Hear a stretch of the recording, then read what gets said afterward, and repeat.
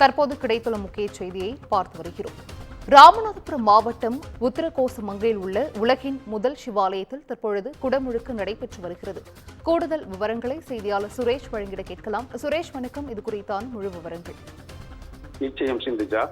உலகின் முதல் சிவனாலயம் என போற்றப்படக்கூடிய உத்தரகோசமங்கை மங்களேஸ்வரி உடனுடன் மங்கநாத சுவாமி திருக்கோயில். இத்திருக்கோயிலில் பல ஆயிரம் ஆண்டுகள் என சொல்லப்படுகிறது. இந்த ஆலயத்தின் கும்பாபிஷேகம் தற்போது நடைபெற்று வருகிறது.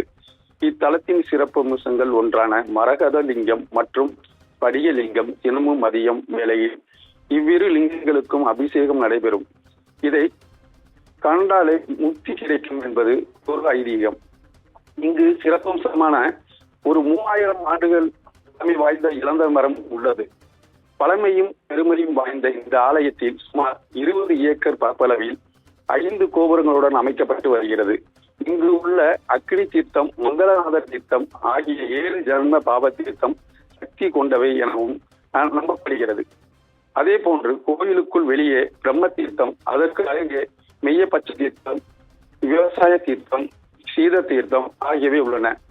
இப்படிப்பட்ட அற்புதமான தலத்தில் இன்று காலை 9 மணி முதல் 10:20 மணி அளவில் 15 ஆண்டுகளுக்கு பிறகு இத்தலத்தில் கும்பாபிஷேகம் நடைபெறுகிறது.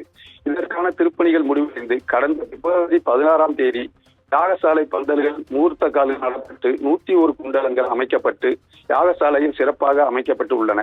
இதையொட்டி உத்தரகோசமங்கையில் எங்கு பார்த்தாலும் சிவாச்சாரியர்களும் பெருமக்களும் காணப்படுகின்றன.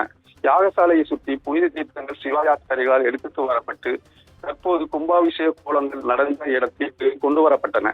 யாகசாலை பூஜைகள் தொடங்கிய ஏப்ரல் 1ஆம் தேதி முதல் கும்பாபிஷேக நாளான இன்று வரை மாலை வரை மரகத நடராஜர் சிலைக்கு தரிசனம் தந்து அருள் பாவிக்கிறார் சிந்துஜா.